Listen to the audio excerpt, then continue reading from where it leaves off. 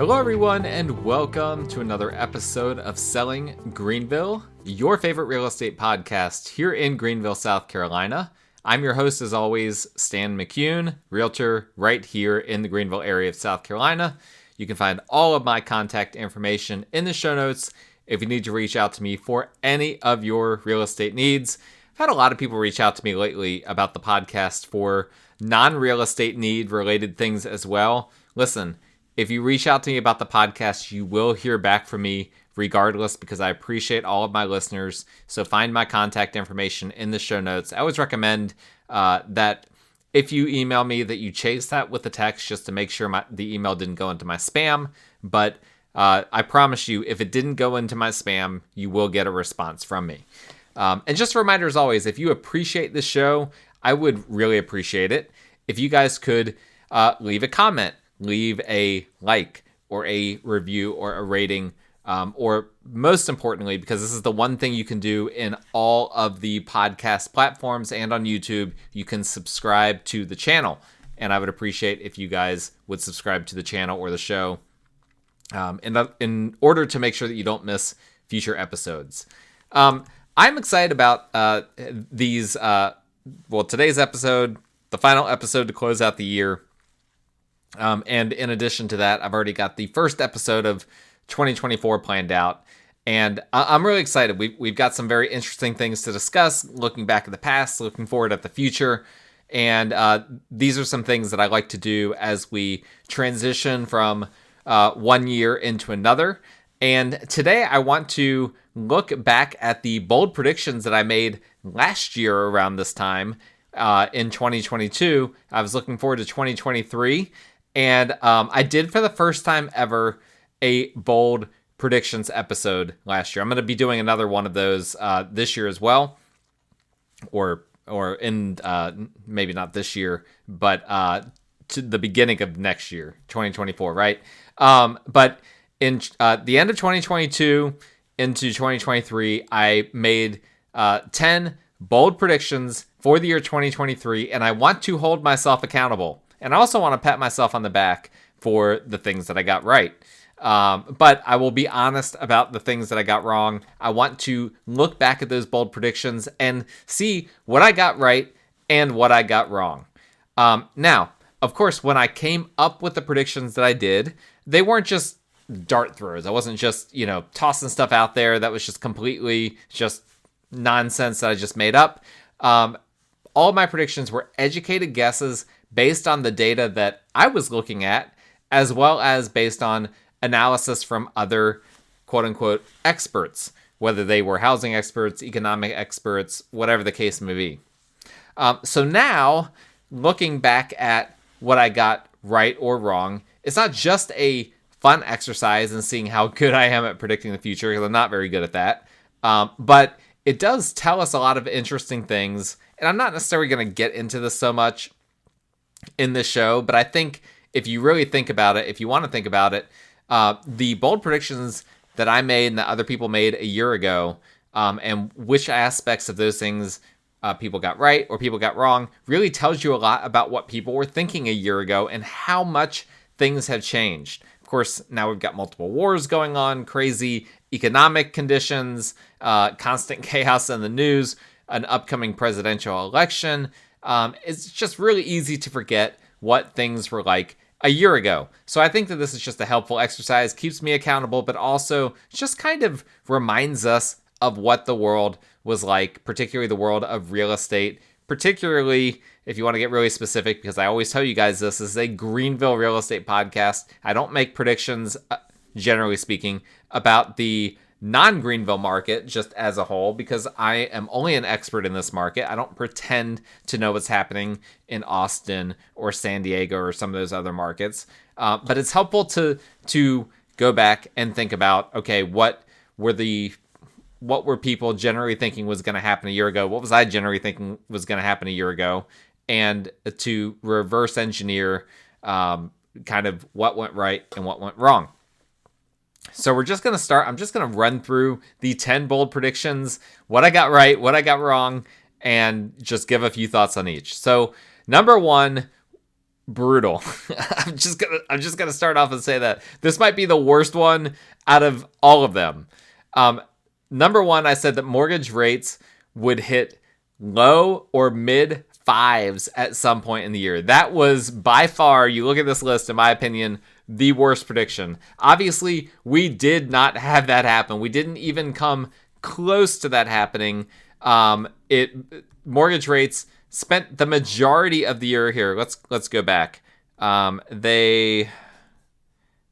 looking at Mortgage News Daily here. In January, they were in the low sixes. And again, I didn't just make up this number. This wasn't just something, I wasn't just trying to manifest low mortgage rates or anything like that. There are a lot of analysts and experts that were predicting that the Fed would ease off the quantitative tightening that they were doing, but instead things got tightened even more and even more and even more. And now I'm recording this a week before I'm going to release this. I'm recording this on December the 14th. Why am I doing that? Because I have time. I have like a free hour today where I can do this. And so I'm taking advantage of this. But I don't know exactly what's going to happen a week from now because it's a very volatile market. But as I'm recording this, the mortgage rates the past 24 to 48 hours has really gone bonkers. We were earlier this week, we were well above 7% in terms of the 30-year fixed rate mortgage. As I'm recording this right at this moment on Mortgage News Daily, we are at 6.62%. We have dropped half a percentage point in basically no time, in basically 48 hours. That is absolutely insane. We haven't seen a drop like this, or really any movement like this dramatic in this short of a period of time. So I just want to make sure that you guys know that I am aware of that. I don't know what rates are going to be like when I actually release this episode. I can only speak to what they are right at this moment. But regardless, they never came close to the mid fives. I mean, that just never even happened, let alone the low fives. So I was simply wrong. The Fed was much more aggressive in terms of what they did this year than I thought that they were going to be. I thought that they would, raise rates a little bit and then kind of wait and see, and then probably drop rates. That did not happen, obviously, and probably for good reason. Now, I might have tapered off. I may have paused sooner than the Fed did, but generally speaking, the inflation fight, it probably was necessary to do what they did. I'm not a big fan of the Fed. I think that they kind of contributed to this problem that we have in a lot of ways. They may have even been the number one contributor to the inflation problem. You could make that argument. Obviously, we have a lot of things that happened during the pandemic that certainly that fueled a lot of the high inflation. Can't blame the Fed for the pandemic. But regardless, the Fed raised rates. We were just a few weeks ago about to crest 8%. We briefly hit 8%. Then it dropped down into the high sevens, and now we're in the mid sixes. So this is just an insane volatility. We've seen mortgage rates drop by basically 1.5 points in the past, let's see here, that was October 19th. The past 2 months, we've seen mortgage rates go up and then down almost 1.5 points. So that's crazy. I was wrong. I'll admit it. I'm going to make another bold prediction about mortgage rates once I come out with my 2024 bold predictions episode. So you'll have to wait and see. But clearly, that was more difficult to predict than I thought it was going to be. Number two. My number two bold prediction was that the U.S. would experience a mild recession, resulting in closings being down 10 to 15% year on year. I'm going to give myself half credit for this.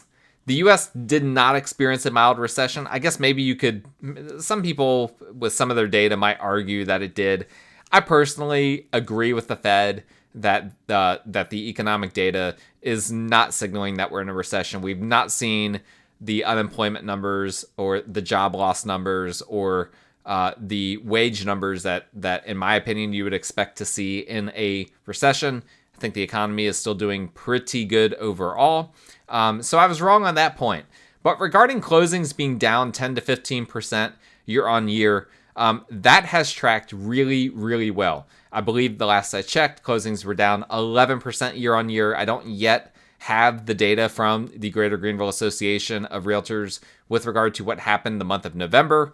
And we certainly won't have December's numbers for over a month, most likely.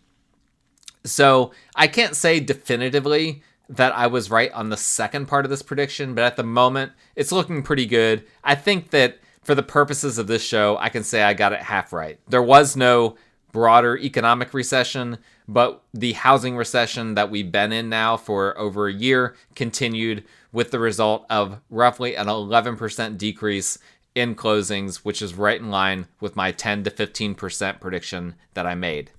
I predicted that median home prices would stabilize, but would not go down. Now, I didn't specify if they would go down in 1 month or another, year on year, or anything like that. But generally speaking, again, I was right on this point. We talked about this recently. Actually, let me pull up. I'm not going to screen share this with you guys, but I'm just going to go ahead and pull up for my own benefit the Greater Greenville Association of Realtors market stats that was produced last time. Yeah, I'm going back, and yes, as I said before, the closed sales were down 11.2% year on year as of that number. So we're good to go on that. With regard to the median sales price at the moment for the past 12 months, now this bleeds a little bit into 2022. We had a 3.3% increase the past 12 months. But we only had 1 month where we had a year-on-year decline. So it's pretty safe to say that for the year, depending on how you can look at this a few different ways. But long story short, my prediction that the median home prices would stabilize but not go down, that's exactly what happened. Most months of the year, we saw numbers that were, let me take a look at this. We saw January, the median price was up 6.8% year on year. February, up 0.2% year on year. March, 1.7% year on year. April, 1.6%. May, that was our one negative month, negative 0.6% year on year. And then it went back into the positives. June, 2.7%. July, 0.8%. August, 0.9%. September, 1.6%. And then, as we've already discussed, the month of October had a whopping 7.7% increase year on year in terms of the median sales price. So prices did not go down. They did stabilize. And that October print, I think, was we might find that was a little bit of an anomaly, that 7.7% increase year on year. But regardless, we're not seeing the gains that we were seeing in 2020 and 2021 and the first half of 2022. Things slowed down, but prices did not go down. Slowing down is not the same as going down, as I've said many, many times on this podcast. Bold prediction number 4 from last year, I said that the average home price at some point would see a year-on-year decrease. Okay, so I said at some point that we would see a year-on-year decrease. This was a different prediction than the one I made for the median home price. Remember, the median is the middle number in a set of numbers. We look at the median more than the average when it comes to looking at home sale prices, because averages are skewed by, when you get a month where there's like 5 $3 million homes that sell in a market like Greenville that doesn't have a lot of $3 million, $4 million, $5 million homes. You get a few of those, and that completely skews the average, but it does not skew the median. So I like to look at the median in terms of like actually determining what the market is doing. The average home price is still interesting, but I don't look at it from a year-on-year standpoint quite as much, and I don't look at it to be super helpful, but I did predict that at some point there would be a year-on-year decrease, and there was one.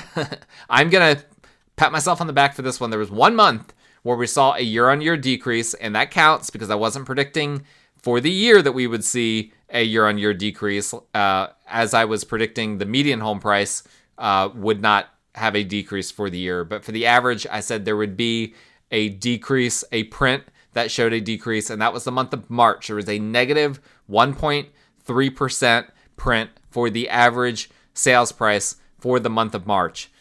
So I barely got that one, but I got it. Bold prediction number 5, I said national foreclosure rates would remain at all-time lows. Again, I nailed this one. This is honestly a very easy one to predict. I can't take a lot of credit for this, but I will say, here's the interesting thing, right? Pretty much every analyst out there would have predicted this, but if you go on Twitter, if you go on Facebook, if you go on Reddit, social media, people keep saying foreclosure rates are going to skyrocket. We're going to see suddenly 20, 30% increases in inventory because of all these foreclosures. So even though to me it's very obvious that foreclosure rates would have remained at all-time lows for 2023, there were so many people predicting that wouldn't happen. There's a very well-known Twitter account called Unusual Whales that tracks economic data. I think that's what it's called, Unusual Whales. I don't follow them because I don't like what they say about housing. They're always publishing this data that's just not accurate, and I'm always looking for accurate data. And one thing that they like to say is all these foreclosures are going to happen. There's going to be all these foreclosures. It hasn't happened, and I'll wait until my 2024 bold predictions episode to discuss what I think is going to happen in the future. But needless to say, this was an easy one. It was never going to happen in 2023. At some point, we will see foreclosure rates normalize, but they are still very, very low, near all-time lows. Bold prediction number 6, I said that Greenville will see its first increase in housing affordability since 2011. And my logic for that was that I saw a combination of things happening. Interest rates coming down. Oops. That didn't happen. I saw, now it's happened recently. Like I said, just the past 48 hours. But prior to that, we hadn't really seen a whole lot of that. I thought appreciation would slow. That has happened. We have seen much slower appreciation. And I thought pay raises would jump. Well, we have seen that happen. So my logic was correct. Two out of 3 aspects of my logic was correct. But the mortgage rates did not come down enough in order to influence this. And if we're judging this just based on the Housing Affordability Index that the Greater Greenville Association of Realtors publishes every month, we are nowhere near seeing an affordability increase for the year of 2023. As of October, our Housing Affordability Index was 79 out of 100, or I should say 79, with 100 being kind of where we would like to be, as opposed to January when it was 96. So there would have to be something incredible to happen for the remainder of this year for us to see housing affordability jump up above that January number. It's just not going to happen. So I have to take the L on this one. I also have to take the L on bold prediction number 7. I said that Greenville realtor turnover would exceed 50%. Now, I wasn't sure how to measure this, and I'm still not sure how to measure this. I've reached out to some people. There's not a super great way to measure this. But what I do know is that we have roughly the membership rates in the Greater Greenville Association of Realtors has gone down somewhere around like 5%, something like that. Nowhere near 50%. Now, how much more turnover was there? That's just telling me how many fewer realtors there are versus what there were last year. That doesn't tell me how much turnover there is. I just don't think that we're anywhere near 50% turnover, right? We probably saw something like 25% when, if you really factor in everything. I know a lot of people that have gotten into real estate this year that have kind of offset some of the realtors that have left. Even 25% might be a bit high. Needless to say, nowhere near 50%. I was wrong. That's not something that I normally track. And so I will take the L on that one. I made a guess on something that I am not an expert at. That was more of a vibes thing for me. I thought we'd see a bunch of realtors leave. And we haven't seen as many as I really thought we would. So that's interesting. Where I think maybe we have seen that kind of turnover might be in the mortgage lending business.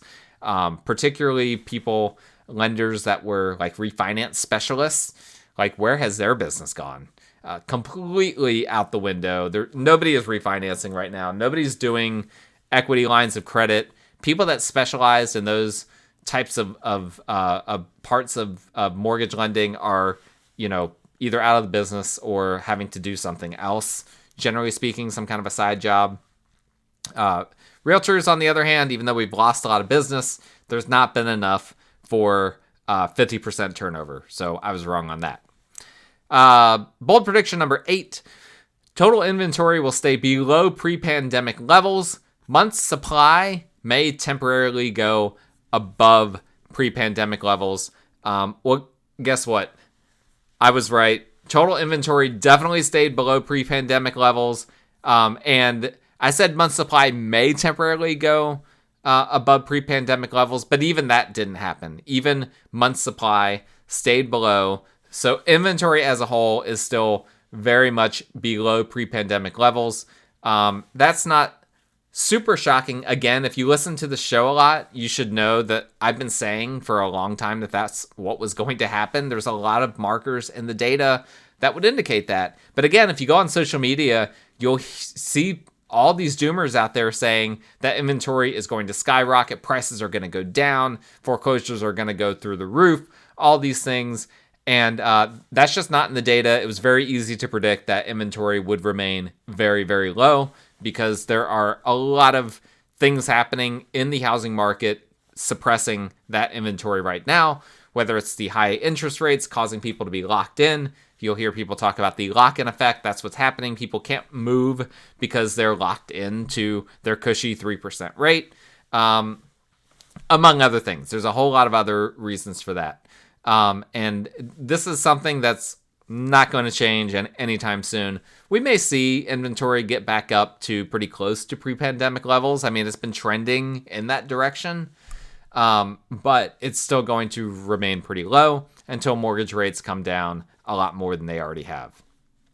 Bold prediction number 9. I said days on market until sale will reach the highest point since 2016. And for that to happen, we would have needed, because I got this one wrong as well, we would have needed to see days on market come in around 70. And that was looking good at the beginning of the year. Let me pull up that data real quick. At the beginning of the year, days on market made a big jump from January, where it was 49 days on market until sale. It jumped all the way up to 57 in February. And so it was like, when I saw that, I was like, ooh, I'm going to nail this prediction. We're going to be in days on market in the 70s in no time. But what happened was it crested in March. It hit 58 in March, and then it went down to 54, then to 44, then 39, 38, and now it's been hovering in the low 40s. So we are nowhere near this happening. And I've discussed why recently a few times. Days on market we have to think of it differently now than what we thought about it back before COVID. Back before COVID, we generally experienced longer days on market just in general. That was just a part of what happened. Things just took longer to sell. But now, if things are on the market for 2 months right now, to sellers, that feels like an absolute eternity. Sellers are not willing to wait that long, and they get trigger happy. They want to start reducing prices. They want to, and remember, if they're selling, right, in this economy, to use that cliche, if they're selling in this economy and basically moving into a place where they're going to have to accept a 6.5% now to 7% mortgage rate, they have to have a pretty compelling reason to move. And a lot of these sellers are pretty motivated. Like, they do have a compelling reason to move. They can't just wait 2, 3, 4 months. And so if they don't sell right away, they're getting aggressive with price reductions and things of that nature. Or as I've seen in a few instances, they're not selling and they're not reducing their prices, and they're just going to languish on the market. And guess what? Those homes languishing on the market, they don't show up in this data until they actually sell. So there are some homes that have been sitting on the market for 6 months, a year. I've seen some over a year. those will not be reflected in this data until they actually sell. So right now the days on market is much lower than I predicted it would be.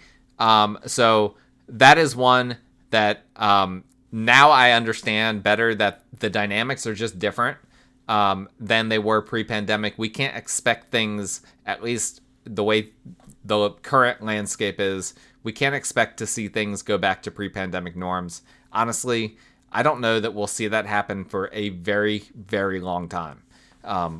So that'll be something to track for sure. Number 10, cheap fixer-uppers will appear again as people reset their expectations. I'm going to say I was right on this one. And I don't have any great data. I could have probably come up with data for this. But I know, because I look at every home that comes on the market every single day in Greenville MLS, I know that we're seeing a lot more cheap fixer-uppers than we had in the previous years. It basically looks like it did in 2019. We've gone back to normal. What it is people just can't afford fixer-uppers. And the prices are still, pretty reasonable, relatively speaking. But the margins aren't there for investors either, right? If you're an investor, your cost of capital is very high right now. The market, even though it's a seller's market, it's still a very slow seller's market. So you don't want to get stuck with a property in your portfolio that you can't sell if you're trying to flip something. The numbers for rentals aren't, as good as they have been in other markets as well. Prices haven't come down enough, on these cheaper properties for that to be a big impact. So there's just all of these things going on impacting fixer-uppers. But they are appearing. We are seeing them. There are way more cheap fixer-uppers now. I could just pull it right now. I could pull up Greenville MLS and show you how many cheap fixer-uppers there are right now that are on the market. There's a ton of them. And in 2021, there were none of them. It was basically zero. Let me do it for those of you on YouTube. It was zero. And what was crazy back then, when things were so intense, is that people that were looking to purchase a home, a lot of them were forced into, as soon as a fixer-upper came on the market, that was like a reasonable price point. If it was a cosmetic fixer-upper, had awful kitchen, shag carpet, ugly wood paneling, all of these things, people that weren't investors, that were potential owner-occupants, were having to purchase these types of properties just because there was nothing else that they could afford. Well, all of that has changed.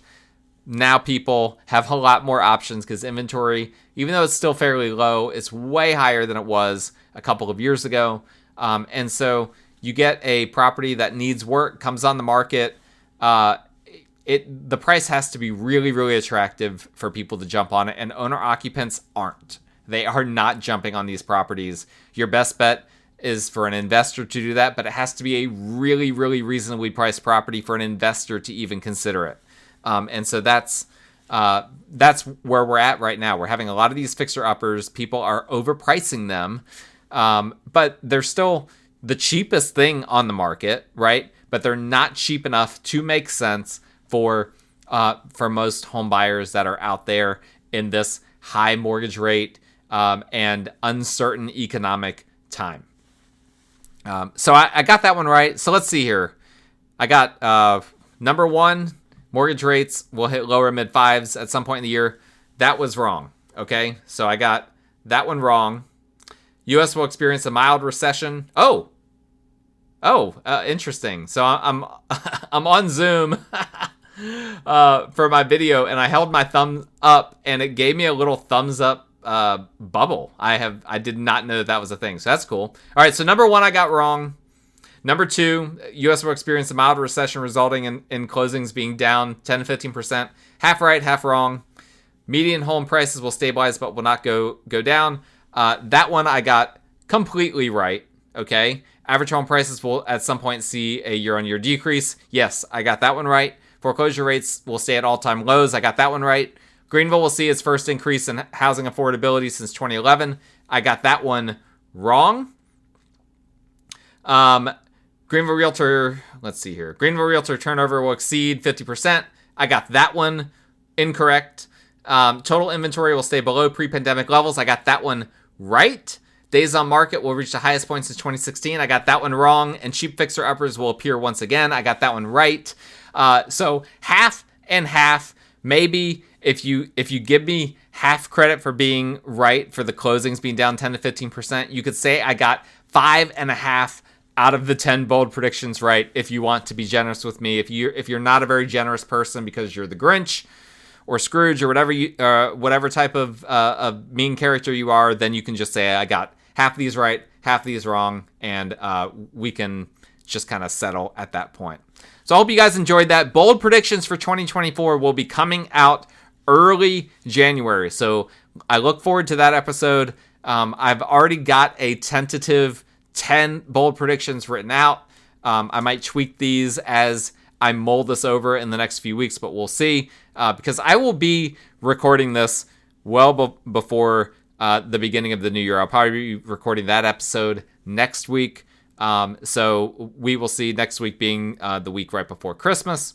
So we'll see, if anything happens between now and then that makes me tweak any of my bold predictions. We'll see. I take it very seriously. I put a lot of thought into this. There's a lot of analysis that goes behind this. I'm not just, like I said, throwing darts at a dartboard. I am actually trying to provide useful data for you guys because I appreciate you guys, my listeners. Next week, by the way, is episode 200. 200 for the Selling Greenville podcast. And I'm going to have something special. I'm still working out the details. There will be something special for episode 200, so do not miss it. You will not want to miss it. I promise you. So thank you guys, my listeners, for listening all the time. I really appreciate you guys. If you're listening and you've not subscribed or liked or commented or anything like that, please make sure you do that. My contact information is in the show notes if you need a Greenville realtor. And until then, let's go to all of my favorite teams. Oh, by the way, I should mention real quick, I am a New York Giants fan. If you're a football fan, I just want to say go Tommy Cutlets. That's a little Easter egg for you football fans. Anyway, I'm getting way off the rails here. Thank you guys for listening. We will talk again next time.